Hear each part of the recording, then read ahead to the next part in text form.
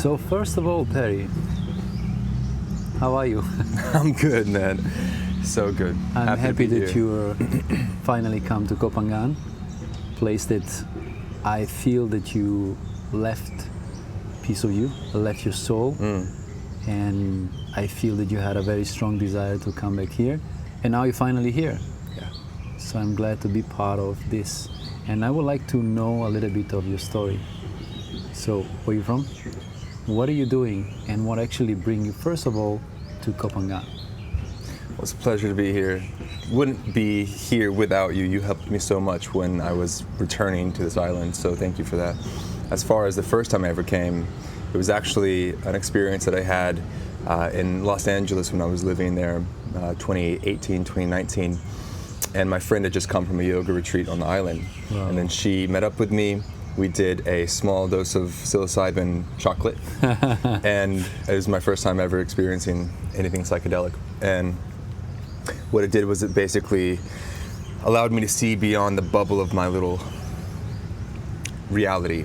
And I could see that I wasn't in LA for the right reasons. I wasn't truly happy. How old you was then? I was 25. Wow. How old are you now? 32. 32. Wow, 7 years ago. Mm-hmm. So within 45 minutes, I decided to sell everything besides my guitars and move to Thailand and never look back on it for a single heartbeat. In order for something like this to happen, you must have a very powerful experience. I think what you saw, what you experienced, that I think you realized how much you was going through life, and similar to what happened to me when I was working a lot. And I think you was giving a lot to other people, trying to please other people, Yeah. and then you realize, you know what, this is not life. I think I want to, first of all, change my environment, go in a place where I'm a little bit more free, and then, wow, it takes such a little time for you, like 30 minutes, 40 minutes to decide. It's pretty bizarre, yeah. Wow. And to not second guess the decision after I'd come back to the old way of being. That was what kind of actually gave me more confidence in my decision. To say that's the right decision. Yeah, I just knew. That's actually powerful, because most of the time I think we are wishing something and then we second guessing, or even we talk with someone who maybe have a different opinion, and this can immediately kind of stop us or break the desire that we have to do whatever we want to do. And how this actually bring you to come here in Kopangan? You say about you wanted to come to make your first retreat or yoga, right? That was my excuse. Okay. The real motivation was that I felt I had been placed inside of an intellectual, conceptual box by the people who knew me. Even friends and family that loved me, they had an idea of who I was. And I felt that I was something more than that. And so what you said about changing the environment and the power of that, I think changing your environment and your social roles are the two most powerful ways to expand beyond your current state. And also, I think you say something powerful, like you feel like you was in this box because you know your potential, you know who you are, and you know what you want to become. But the person, I think many times even family and friends, because they stay where they are, they will never see you for the potential you have. And this is why many times we get blocked and we get stopped by reaching the full potential when it comes to ourselves. I think this is a powerful choice that not many people have a courage to do in their life. So when you come first in Kopangan, I would like to know the story of you deciding, okay, this is the place that I want to come. This is the place that I want to be. And then from there, how did you fall in love with the movement, or with what are you doing now? So when I first got to the island, the yoga retreat I went to changed my life. Being surrounded by people that were so diverse, first of all, from all over the world, and yet so similar in our desire for transformation and for peace and for freedom. So connecting with people that were just unlike anyone I'd ever met before, it was transformational. And then I knew I wasn't going to leave. I just felt like this was home. And so I knew I was going to find a way to make it work. So I ended up being paid like $450 a month to work at a hostel, like 12 to 16 hours a day, making pizza, building and renovating a new restaurant, just doing whatever I could just to stay. And then I started managing the yoga school that I went to, and then COVID happened and we got shut down. And then I spent 6 months in kind of a dark place of depression, really, which had been a cyclical pattern of mine for a long time.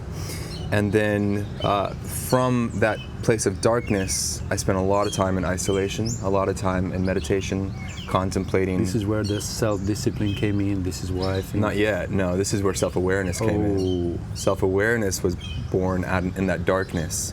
And because, peace is never more important to you than when you don't have it. Mm-hmm. And so when you are in a good place and you're feeling happy and just upbeat and things are going well, it's easy to neglect your internal awareness and your internal journey of awakening. Whereas when you're in darkness and suffering, it's all you want. I know you now, I will say only 2 years maybe, 2 years. We had a chance to connect a little bit, and I see you as a very strong person, and I know that most of us who showing a strong side are also having a not easy path that we're going through. So I would like to know, how did martial arts, or how do TaiChi, or how all of this came to your life, and how you go from this dark place that you was before into coming back again to desire of creating something nice. Mm-hmm. So in that dark place, I became, my sort of crutch was eating. It's just overeating. Emotional. Yeah, emotional coping. I tried to stay away from drugs as much as I could, but food was kind of my coping mechanism. So I got very out of shape. Well, gained a lot of weight and felt, terrible in my body, no confidence, just very unhealthy. And what shifted was I was like, okay, I'm going to start working out again. I'm going to get fit again. And that began an outward journey, right, where I was becoming more physically fit and healthy, but there was still a tainted intention behind it. There was the intention of, this is what's going to make me enough. This is what's going to bring me the happiness. So that began to surface in the form of yo-yoing, where I get in shape and I lose it, get in shape, lose it, and I can't stay consistent because I'm not doing it for the right reasons. And that's where QiGong came in. That's where I met Ferdinand. Yeah. That's where he showed me a strength training QiGong that was all about mindful movement, bringing presence into movement rather than moving in order to become something in my mind. And that was the big shift. And ever since then, I started to integrate QiGong, mindfulness into my strength training, even when I do cardio, when I run. Orbital breathing, I'm inside of my body, I'm aware of the breath. Everything changes when your state of consciousness changes. And you can be sitting next to a Buddhist monk in the same exact position, but two very states are going to be being experienced. You're thinking about lunch, he's aware of awareness. Yes. He's in a state of blissful peace. And the same thing kind of goes for the gym. I can be standing in front of a mirror doing bicep curls, looking like all the other people around me, but my stance is different.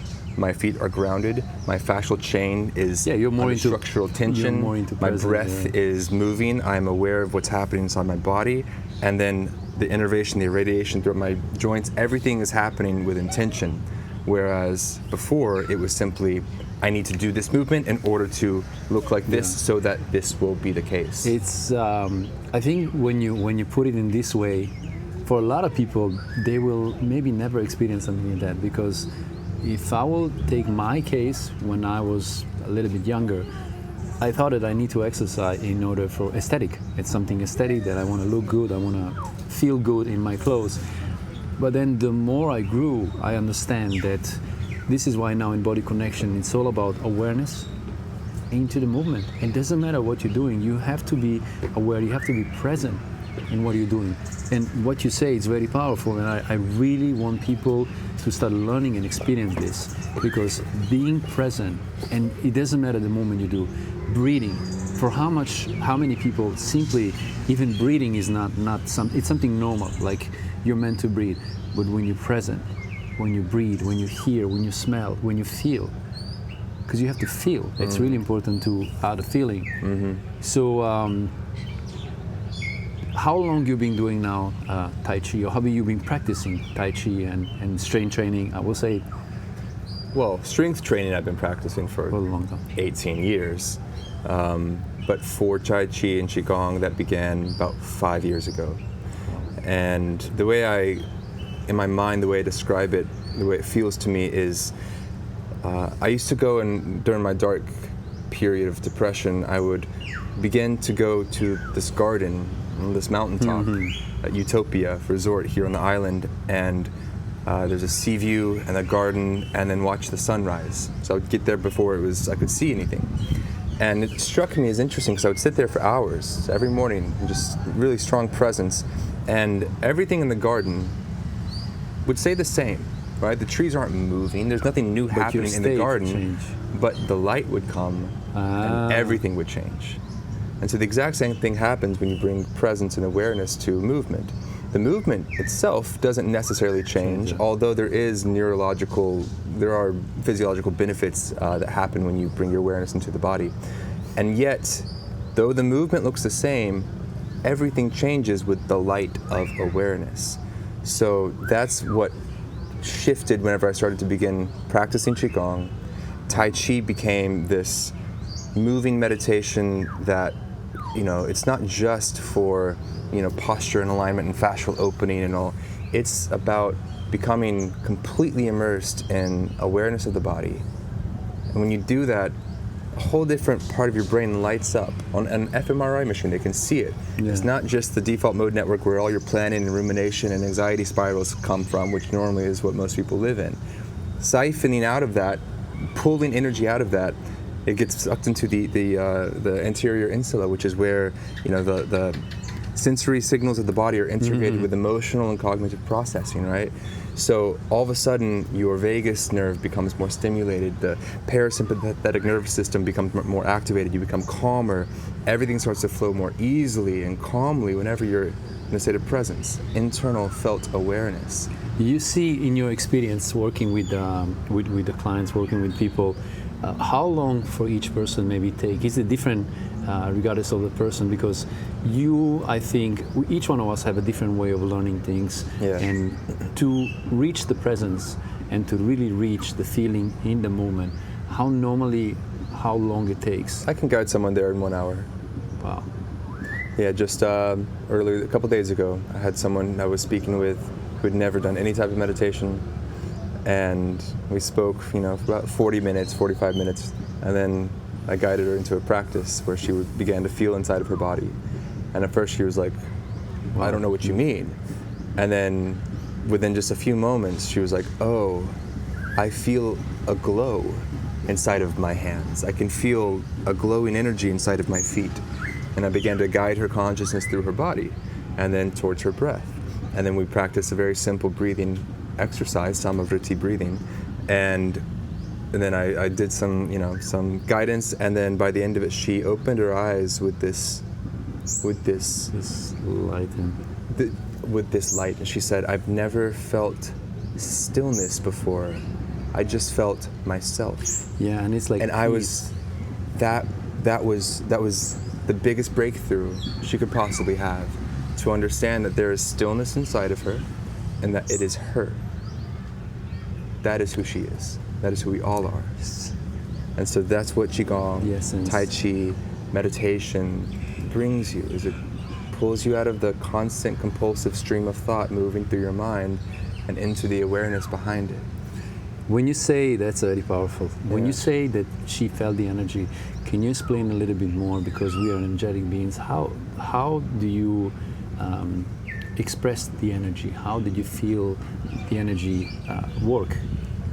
So, on the scientific level, it's essentially bioelectrical energy flowing through the fascial chain. So the fascia connects the entire body. It encapsulates every nerve ending, every organ, all the muscles are one seamless web of fascia, right? Fascia transmits water, nutrients, electricity, light, and other things. It's full of collagen, right? So essentially what happens is, when there's a tension applied to the fascia, which is what QiGong normally does with our stance, our feet, our knees, our glutes, everything is creating this spiral, this tension. Yeah. And same thing with calisthenics, it's not just QiGong. What happens is the fascia generates what's called a piezoelectric discharge, which is where literally electrical energy is generated and spread throughout the entire fascial system. Wow. And so on a very physiological level, you are actually generating energy. Yeah, energy. Right? So that's what's, if you want to think about it from that perspective, it makes it a little less woo-woo spiritual. There are real things happening in your body that you can learn to become aware of. Just like that client, she didn't know she could feel the inside of her hands, but then within 15 minutes... Yeah, then when you experience, it's different. Exactly. I think same like when I came to the Idyll many years ago, and somebody told me about the yoga, meditation, and I never practiced before. And for me, awakening, everything was very strange. And I saw people who was practicing this because I was ignorant and I didn't know. I thought that we was just simply a body, that we go through this life and we live and we die. And when I started practicing and things for the body, mind, and soul, the whole new world opened. And this is why I started seeing the light, seeing the present. When I did meditation, for the first time ever, I felt like the peace, like you say, when you are nothing, when you're no one, there is no name, there is no gender, there is no nationality. Everything was simply calm. Everything was, it's simply presence. Like I felt in peace. And then you understand how life is actually simple, right? Being able to experience this, not many people will have. Like it's something very powerful. And I get emotional about it because I've been working very hard for many years. And I thought that when it comes to relaxation or being present, it's something that you have to put your mind into, okay, I'm here, I'm present. But actually, when I start simply focusing on breathing, maybe even closing my eyes, and simply do few breaths, when I completely calm myself and I forgot about everything there is around me. And then it makes me understand, wow, as a humans, we are very easy and very simple, but most of us will never experience that because we are so busy into these appointments and tasks. So, wow.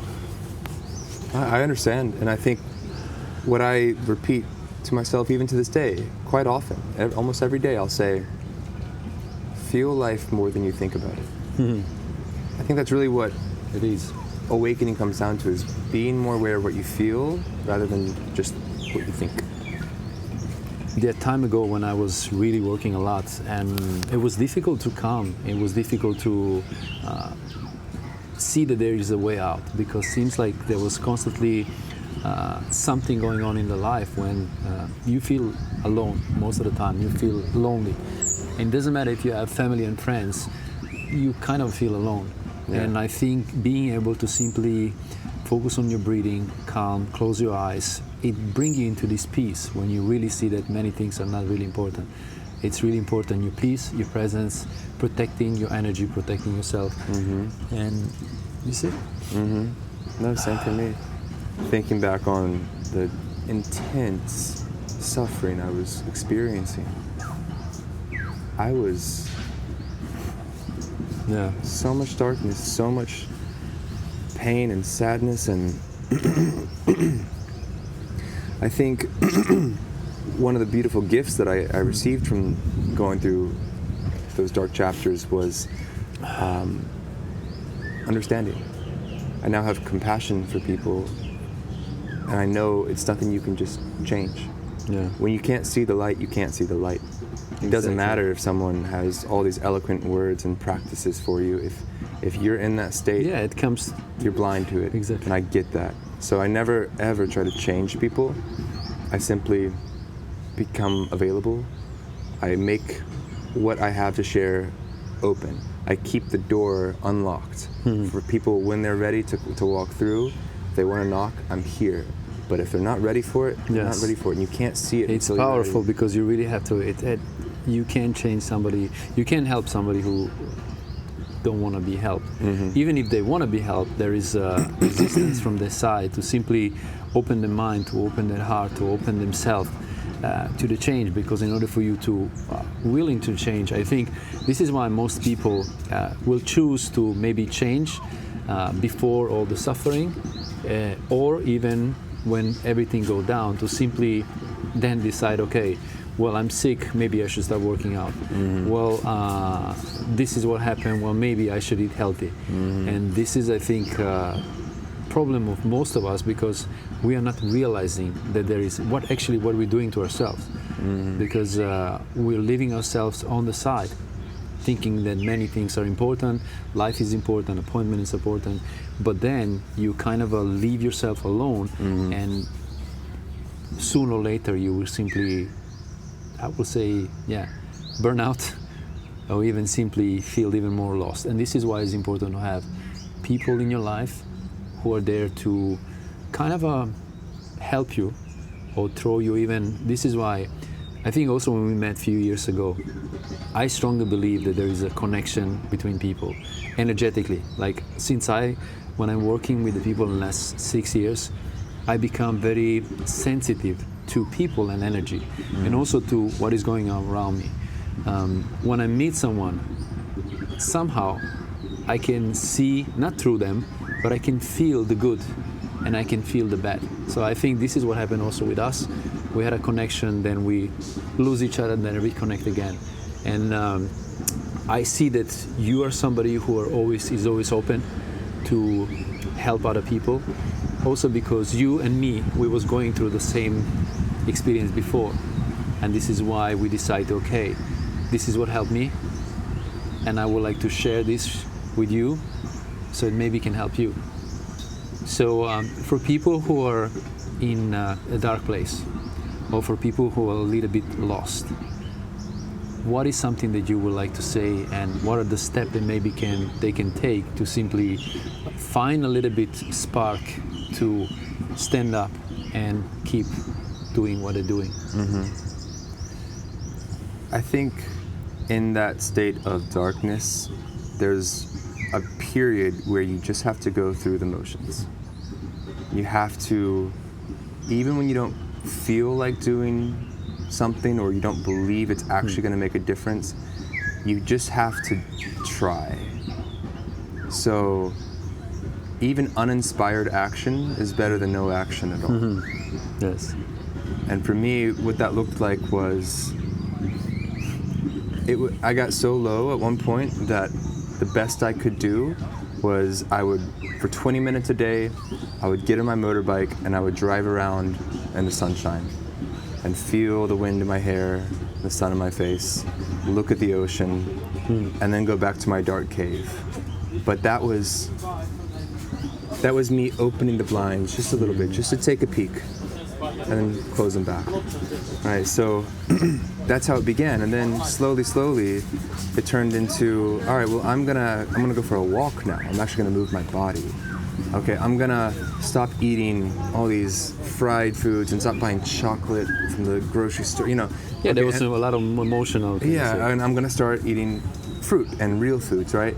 So, baby steps. Small steps. Changes. Because I think most of us, when we see, I need to change my life, I need to stop smoking. Like, I smoked for 20 years, I know. It's really difficult. Like, seeing a bigger picture sometimes is really not easy. Yeah. And when you're in dark place, even going for a walk, going on a motorbike, it changed completely, because most of the time you will be home by yourself because you have a really low self-esteem, and whoever is around you, it doesn't matter who they are, they will not give you, because you are the first one who are not seeing yourself, not respecting yourself, and not seeing yourself as a person who has something to give, right? Yeah. You feel like you're very low, like, why will somebody even listen to me? Yeah.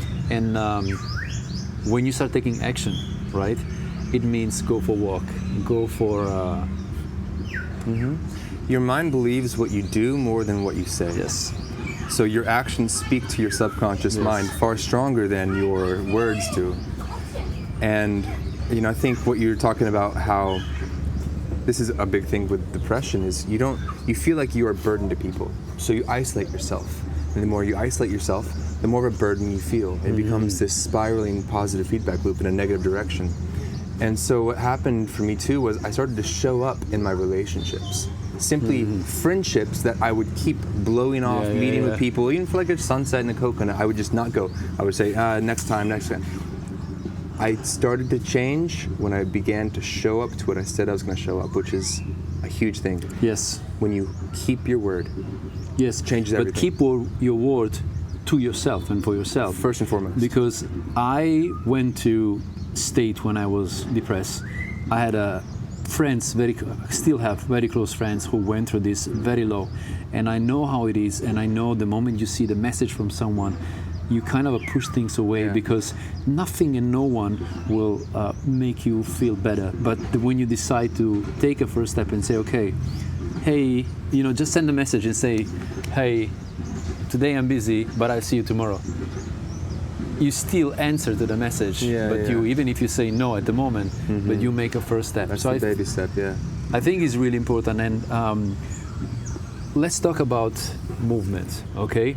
Now that you wake up with a different state of mind and you have more desire for life, right? How is your day look like? Well, the different state of mind is a result of the different state of body. I think that movement is such a therapy for me because of the state that it puts me in. So if I do not move, especially for days on end, I can feel a shift in my energy, the level of even just basic optimism and belief. I feel more restless. I don't have as much presence. So for me, the state of mind, the state of being is generated through movement. And so that's why I begin and end every day with stretching. I drop down into a little frog squat. I do some extending the legs to each side. I just move my spine, my lower back tension. I do a little downward dog, a couple push-ups. I get my blood flowing. I think energy trapped in the body is reflected as energy trapped in the mind. Yeah. So I release tension every morning, every night. And then as far as my practice, my daily practice, I don't always train hard, but I do always do some type of training, some type of movement. So it always begins with stretching, again, when I get to the gym, normally hanging. Yeah, open up your body. I think it's important. Yeah. So then once I open the body, I like to go into calisthenic movements because it continues that deep focus and presence on my body. So practicing handstands, and obviously the level of engagement that forces upon you is just very therapeutic. And then, and I love doing some strength training. I normally just do about 20 minutes maybe of strength training. Upper body circuit mixed in with some lower body circuits, and then I go ahead and either do a run, skip rope, or go to the sauna and ice bath. Nice. And that's my daily practice. Now that I have an idea of your day, I like how you say I starting my day with opening my body, because I think it's really important for us, because the moment you sleep, right? Most of us sleeping in totally different position. Like I sleep, for example, on the side. So it means the more I sleep on the side, my shoulder is completely compressed. So the shoulders leaning forward. So it means when I wake up, I need to open a little bit my body. I need to do some twist, so that I can feel everything open. So that my posture is going to be more open. I do some breathing. So even a few minutes. And also what I noticed that normally when you go to the gym, you always put yourself into some routine. I believe that what you say, that you like to go on the floor or simply open your body, and you will do a little bit of everything in base of how you feel and what you feel. Same will be for your workout, right? You don't go there and say, okay, today I'm going to focus on this. Not as much anymore, no. Yeah. No. It's very intuitive. It's what do I feel like doing, mixed with what are my goals. Exactly. So I'm aware of what I want, and so I make sure my actions align with the path that leads there. So I think I'm in a different place with my movement practice than a lot of people. I'm more in a state of maintenance and skill progression. So I'm trying to learn handstands and calisthenics and maintain the strength of my body overall, my hinge capability, my rotation, mobility, my shoulders, right? So I'm more in a maintenance phase, growing, of course, in small ways, but primarily focusing on the skills I want to develop and what ways do I need to strengthen my body in order to do them. So for some people that are not ready yet, if they're brand new to the gym or just very out of shape, it's important to have a routine. A structure, yeah. You need to have something that your mind can latch onto, whereas if it's just like, yeah, go move intuitively, it's this openness, there's no concrete, path, it's just this ambiguous, emptiness and confusion. So you will end up to do the same thing you did the day before. Or nothing at all. Yeah, nothing at all. So that's why, with the clients a lot of times, of course I give them a very structured program. For myself, because I've been training for 18, 19 years with, not just as a personal trainer, but with many personal trainers, I know intuitively what to do in order to get to where I want to go. I've always had the intention to never let my body become a prison. So there's that phrase of, strength without flexibility is rigidity. Flexibility without strength is instability. So the reason I am so focused every day on developing both is because I want my body to be strong through its ability to bend, right? I bend so I don't break. It's kind of cliche, but it's so true. And I think a lot of times people get injured from strength training because they haven't worked on the mobility and not just strengthened their tendons and ligaments and joints, but opened them. If you don't do both, even if they do, they just do a little bit, or even they will do it. Same thing you say in a video of yesterday, I think. That says, okay, don't go into stretching before your workout. Like static stretching. Yeah, static stretching. You can do dynamic, and you can simply move the body, warm up. That is not so much hold, but then you don't go into relaxation. But then you're ready to move. Right. So I think it's important once you know what you're doing, to explore and to play. And that's the beauty of the movement. Like there is no right or wrong yet. There are many specific movements, there are many specific disciplines or categories that people like. It can be a CrossFit, a calisthenics, powerlifting, bodybuilding, strength training, dancing, QiGong, skateboarding, rollerblading. And this is the beauty of us humans. It's really nice to combine as many things as we can, what works for us. So how now, I will say, now that you see how important the movement, meditation, breathwork is for you, and first of all, what is the first thing that you would like people to take from this? Like, if somebody is now willing to start transformation, their own journey, obviously they will need to start where they are, right? They will need to be, first of all, willing to change for themselves, willing to take action, and then say, okay, what will be my goal, or what do I want to work on, and how can they implement, for example, TaiChi? How can they implement strength training into their life? Well, Chi body is the integration of QiGong, which just means Chi is energy, Gong is practice. So it's an energy practice. So it's simply the integration of QiGong with strength training and mobility. So the way those two fit together comes down to what I call BMBA. BMBA is body, mind, breath awareness. So this is something that was repeated to me by the Kung Fu masters I learned from. Body, mind, breath, these are the three pillars of the human experience. You can be aware of your body, you can be aware of your mind, and you can be aware of your breath, which has always been synonymous with spirit, because there's nothing to really grasp onto with your mind, so therefore your mind is more open. So when you're aware of your body, your mind, and your breath, while you move, you're pulled into a state of presence, and all of a sudden, everything you do, whatever movement you're doing, is transformed into one of mindfulness. And as we talked about, there's a whole cascade of neurological and physiological benefits of that. So if you're talking about how people can begin to get into this, it's BMBA. Be aware of your body, your mind, and your breath as you do your normal workouts, as you do push-ups in the morning, as you do, you make your coffee, right? QiGong meditation is the same thing. Exactly. 99% of the meditative spiritual practice happens in daily life. Same thing for this mindful movement. Why does mindful movement have to stop when you leave the gym? No, it should be a continuous flow. Even now, I am aware of how my body feels. It's grounding me into the present moment. There's awareness of the body, the mind, the breath, and therefore I can flow with whatever's happening. I don't know what I'm going to say right now. I have no idea where my mind is going, what words are going to come out next, and yet I'm flowing just like we all do, but with a little more intention. And so it's the same thing when you move. You'll find that the awareness within you moves itself. It shows you what the path is, no matter what your movement or goals are. That's powerful. Yeah. And explaining like this, it seems very simple. It is simple. Because what I see from people around me, like people that I work a lot with, we complicate our lives so much. And it's seriously so difficult to find time for yourself. I mean, it's possible.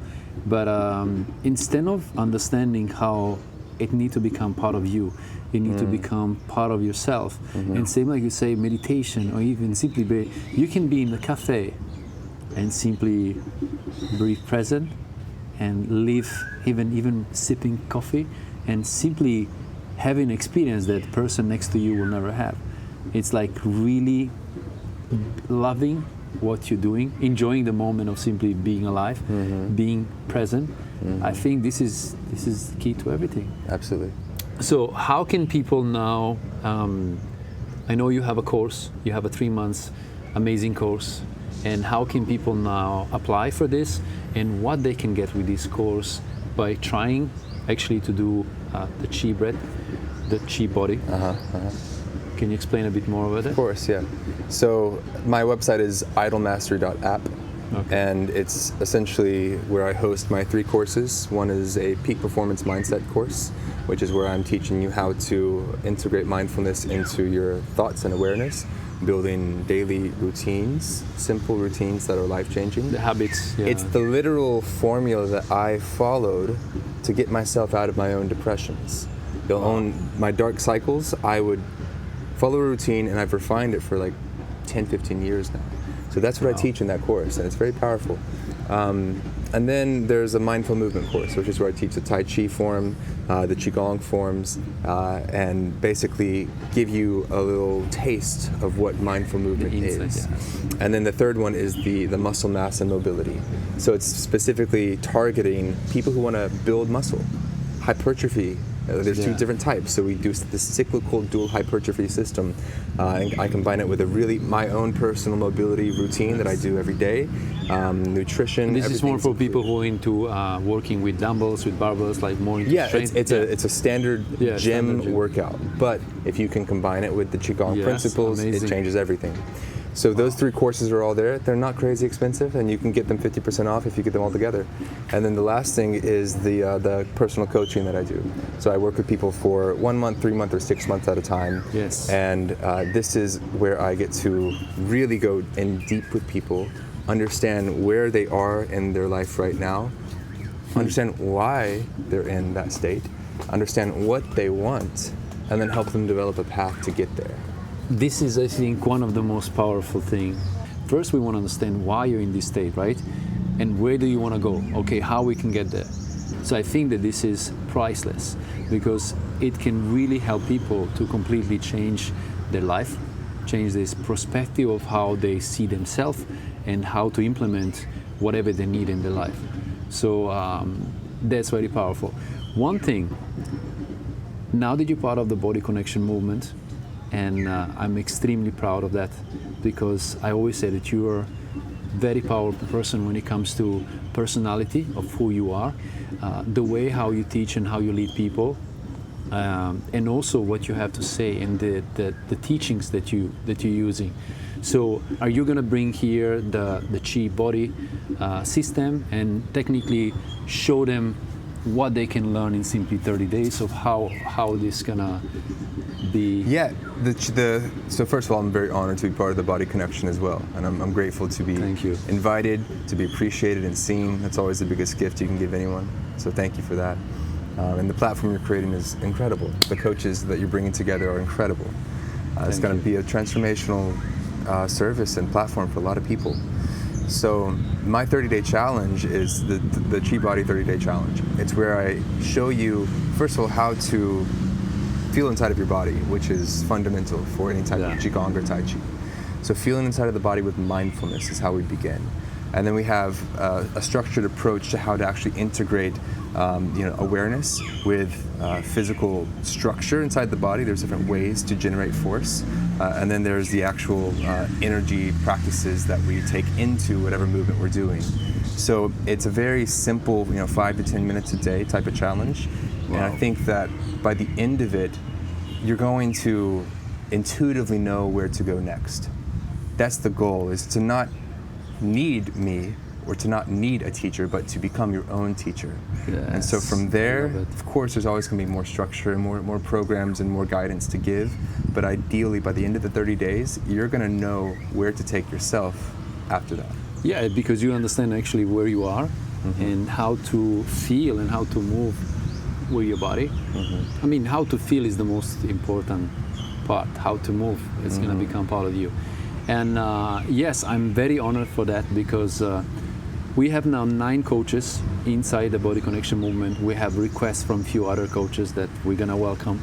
And I really like it, because for me it's been 5 years working on the project, and now finally we connected, and I can say that I'm extremely proud. And you bring this calm and peace into Body Connection movement, self-awareness, self-discipline, Chi Body, working with the energy, when somebody else is bringing more strength and more bodybuilding or more meditation and breath work. So because we all have different way of learning, right?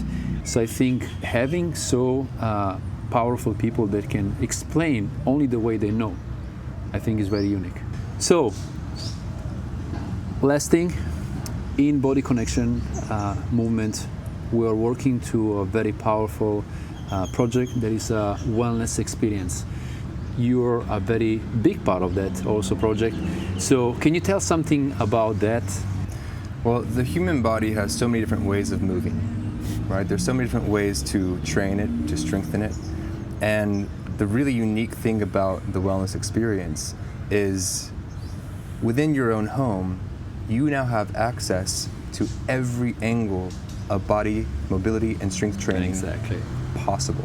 Exactly. And what's really unique as well is that it comes with direct access to the platform that we're building. The Reconnect app, exactly. So because you're going to be able to have the capability to move and train your body in any way, you're also going to have the coaching, the instruction, the programs, the structure in order to also follow through on that. That's amazing. So, hello. So because this is so accessible and so easy to use, I think it's going to be something that's incredibly transformational for people, and they can install it directly into their homes.